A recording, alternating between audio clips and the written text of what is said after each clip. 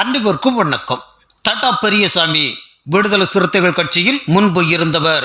அந்த கட்சி சார்பில் 2001ஆம் ஆண்டில் சட்டசபை தேர்தலில் போட்டியிட்டு தோல்வி அடைந்தவர். பின்னர் 2004இல் பாஜகவில் இணைந்த இவருக்கு 2004 நாடாளுமன்ற தேர்தலில் சிதம்பரம் தொகுதியிலும் 2006 சட்டமன்ற தேர்தலில் வரகூர் தொகுதியிலும் போட்டியிட வாய்ப்பளிக்கப்பட்டது. இருப்பினும் தோல்வியையே சந்தித்தார்.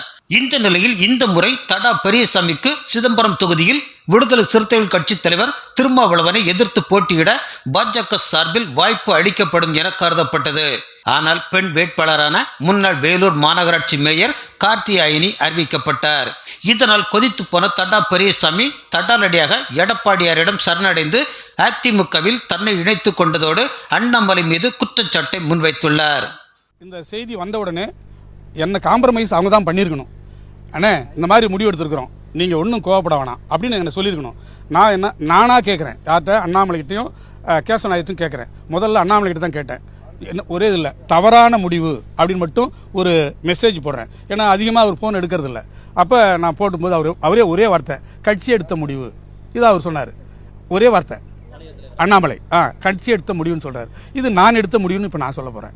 திருமாவளவன் அவர்கள் வெற்றி பெறணும்னு பாஜக விரும்புது. அதான் உண்மை. ஏன்னா எனக்கு ஒரு மாதத்துக்கு முன்னாடியே திருமாவளவன் அவர்கள் நான் என்ன தோத்துருவேங்கிறத புலம்புறாருங்கிற செய்தி எனக்கு அங்கேருந்தே வந்துச்சு. இந்த செய்தியை நான் கேசவநாயகத்தை பகிர்ந்திருந்தேன். அப்போ இவங்களும் எல்லாரும் சேர்ந்து திருமாவளவன் என்ன பண்ணுறாருன்னா இவங்கள்ட்ட அண்டர் டீலிங் போடுறாரு. அவர் பெரியசாமி நிப்பாட்டாதீங்க, வேறு யாராவது பண்ணுங்கிற திருமாவளவனுக்கு ஆதரவாக பாரதிய ஜனதா கட்சி செயல்பட்டு விட்டதுங்கிறத என்னுடைய குற்றச்சாட்டு. வாய்ப்பே இல்லை. நான் இப்போ வந்துட்டேன். இந்த அண்ணா திராவிட முன்னேற்ற கழகத்துடைய வேட்பாளர் சந்திரஹாசன் அவங்க நிற்பட்டிருக்காரு. அவரை நான் இப்போ வந்ததுனால அதிகப்படியான வாக்கு வித்தியாசத்தில் வெற்றி பெற வைக்கிறத என்னுடைய கடுமையாக நினச்சி வந்திருக்கிறேன். நாடாளுமன்ற தேர்தலில் போட்டியிட தனக்கு விருப்பம் இல்லை என்று தொடர்ந்து சொல்லிக் கொண்டிருந்தார் அண்ணாமலை. ஆனால் கோவை தொகுதியில் நிறுத்தி இருக்கிறது மத்திய தலைமை. அதுபோலத்தான் இதுவும். பாஜக ஒன்றும் மாநில கட்சியோ குடும்ப கட்சியோ அல்ல, ஒருவர் மட்டுமே முடிவு எடுப்பதற்கு. தடா பெரியசாமியின் இந்த பேச்சை பார்க்கையில் அவர் கொள்கை பிடிப்போடு பாஜகவில் இருந்ததாக தெரியவில்லை. கொள்ளை கும்பலை ஆதரிக்கும் மனோபாவமே அவரிடம் மிஞ்சி இருக்கிறது என்பதை நம்மால் புரிந்து கொள்ள முடிகிறது. ஒரு கட்சியில் இருக்கும்போது அதன் தலைவரை வானளாவ புகழ்வதும் விலகிச் செல்லும் போது மண்ணை அள்ளி தூற்றுவதும் சிலருக்கு இயல்பாகவே வரக்கூடியது. அதில் ஒருவராக இணைந்திருக்கிறார் தடா பெரியசாமி.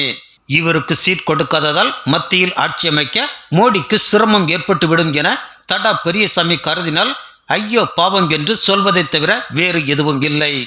முதல்ல கூட விசிகே என்றால் விடுதலை சிறுத்தைகள் கட்சின்னு தான் நினைச்சேங்க ஐயா. இன்னைக்கு தான் தெரியுது விசிகேனா அது விழுப்புரம் சிதம்பரம் கட்சி என்று இன்னைக்கு தான் தெரிகிறது. 2024 பாராளுமன்ற தேர்தல் களத்தில் தலைகீழா நின்னாங்க. கூட்டணி மாறலான்னு பார்த்தாங்க. எப்படியாவது பொது தொகுதி நமக்கு கொடுப்பாங்க. அவ்வளவுதான் அண்ணன் திருமாவளவன் அவர்கள் மீது திமுக வைத்திருக்கக்கூடிய நம்பிக்கையும் மரியாதை. இன்னைக்கு பாரதிய ஜனதா கட்சி தேசிய ஜனநாயக கூட்டணியுடைய ஆட்சியை பாருங்க. 10 ஆண்டு காலமாக ஆட்சியில் இருக்கின்றோம். உண்மையான சமூக நீதினா அண்ணன் திருமாவளவன் அவர்களுக்கு நான் சொல்றேன். இன்னைக்கு பாட்டாளி மக்கள் கட்சி இங்க இருக்கிறீங்க. பாட்டாளி மக்கள் கட்சியினுடைய ஐயா பெரிய ஐயா டாக்டர் அவர்கள் பாட்டாளி மக்கள் கட்சிக்கு முதலாக பாட்டாளி மக்கள் கட்சி அவர்களுக்கு முதலாக மத்திய மந்திரி சபையில் இருப்பதற்கு வாய்ப்பு கிடைத்த பொழுது பாட்டாளி மக்கள் கட்சி அந்த வாய்ப்பை யாருக்கு கொடுத்தாங்க? பட்டியலின சகோதர சகோதரிகளுக்கு பாட்டாளி மக்கள் கட்சி அந்த வாய்ப்பு கொடுத்தாங்க. அண்ணன் பொன்னுசாமி அவர்களாக இருக்கட்டும், பட்டியலின சகோதர சகோதரிகளுக்கு பாட்டாளி மக்கள் கட்சி தனக்கு கிடைத்த மந்திரி சபை வாய்ப்பை பட்டியலின சகோதர சகோதரிகளுக்கு பாட்டாளி மக்கள் கட்சி டாக்டர் ஐயா கொடுத்தார். இன்னைக்கு உண்மையான சமூக நீதியை நீங்கள் பார்த்துக் கொண்டிருக்கின்றீர்கள். 10 ஆண்டு காலமாக ஆட்சியில் இருக்கக்கூடிய மோடி ஐயா 76 அமைச்சர்கள் இருக்கின்றார்கள். அதிலே 11 அமைச்சர்கள் பெண்கள் சகோதரிகள். நீங்க பாருங்க, 76 அமைச்சர்கள் இருக்கக்கூடிய மந்திரி சபையில 11 அமைச்சர்கள் சகோதரிகள், 12 அமைச்சர்கள் பட்டியலின சகோதர சகோதரிகள். நம்முடைய மந்திரி சபையில 12 அமைச்சர்கள் பட்டியலின சகோதர சகோதரிகள் 12 பேர், 27 அமைச்சர்கள் பிற்படுத்தப்பட்ட வகுப்பில் இருந்து. இது சமூக நீதி இல்லைங்களா? அண்ணன் திருமாவளவன் அவர்களே சமூக நீதி இல்லையா? எத்தனை நாளைக்கு போய் பேச சுட்டிட்டு இருப்பீங்க? எத்தனை நாளைக்கு பொய்யை பேசிக்கொண்டு இங்கே சுற்றி கொண்டிருப்பீர்கள்? 11 அமைச்சர்கள் பெண்கள், 12 அமைச்சர்கள் பட்டியலின சகோதர சகோதரிகள், 27 அமைச்சர்கள் பிற்படுத்தப்பட்ட சமுதாயத்திலிருந்து வந்திருப்பவர்களுக்கு நம்முடைய மந்திரி சபையிலே அமைச்சர்களாக பொறுப்பில் இருக்கின்றார். இது உண்மையான சமூக நீதி. நீங்கள் சொல்வது பொய்யான சமூக நீதி. நீங்கள் வளர்வதற்காக ஒரு கட்சி, அதற்காக தொண்டர்களை பலிகடா செய்து இங்கே சிதம்பரத்தில் நின்று கொண்டிருக்கின்றீர்கள். பேசுவதெல்லாம் கடவுளுக்கு எதிராக, பேசுவதெல்லாம் மக்களுக்கு எதிராக. இன்னைக்கு நீங்கள் யார் என்பதை திமுக உங்களுக்கு நிரூபித்திருக்கிறாங்க. என்ன சொன்னீங்க? பொது தொகுதி கொடுக்கலனா அறிவாலயத்துல போய் தீக்குளிப்பாமா, என்ன பண்ணுவாங்களாமே? அறிவாலயத்துல போய் தீக்குளிப்பாமா. கடைசியில் என்ன ஆச்சு?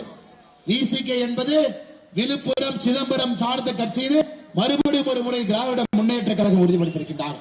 ஐயா, இந்த முறை அந்த விழுப்புரம் சிதம்பரத்திலிருந்து அவர்கள் அப்புறப்படுத்தப்படுவார். தேசிய ஜனநாயக கூட்டணியுடைய தலைவர்கள், தொண்டர்கள் ஒரே நேர்கோட்டு பாதையில் இங்கே இணைந்திருக்கின்றோம். இந்த முறை விழுப்புரம் சிதம்பரத்திலிருந்து கூட விடுதலை சிறுத்தைகள் அப்புறப்படுத்தப்படுவார்கள் என்று இங்கு சேர்ந்திருக்கக்கூடிய கூட்டமே ஒரு சாட்சி. சகோதர சகோதரிகளே, இது ஒரு முக்கியமான தேர்தலுங்க, சாதாரண தேர்தல் இல்லை. 2024 தேர்தலை பொறுத்தவரை யார் பிரதம மந்திரியாக வருகின்றார்கள் என்பதை தெரிந்து நீங்கள் வாக்களிக்க போறீங்க. மோடி அவர்கள் தான் பிரதம மந்திரியா வரப்போறாங்க. யாருக்கும் எந்த மாற்று கருத்தும் இல்லை. 400 எம்பிக்களை தாண்டி மோடி ஐயா வரப்போறாங்க. அதனால் இந்த தேர்தல் மட்டும்தான் வாக்களிப்பதற்கு முன்பே எந்த கூட்டணி வெற்றி பெறப் போகின்றது, யார் பிரதமராக வரப்போகின்றார்கள் என்று தெரிந்து நாம் வாக்களிக்க போறோம். 400 எம்பிக்கள் வரப்போறாங்க தெரியும். அதிலே பாட்டாளி மக்கள் கட்சியினுடைய 10 எம்பிக்கள் இருப்பாங்க, அதுவும் நமக்கு தெரியும். அமமுகவிலிருந்து 2 எம்பிக்கள் இருப்பாங்க, நமக்கு தெரியும். அண்ணன் ஓபிஎஸ் அண்ணன் அவரும் எம்பியாக இருப்பாங்க, அதுவும் நமக்கு தெரியும். அண்ணன் பாரிவேந்தர் அவர்கள் எம்பியாக இருப்பாங்க, அதுவும் நமக்கு தெரியும். தேசிய ஜனநாயக கூட்டணி 39 ஜெயிக்கும், அதுவும் நமக்கு தெரியுங்க.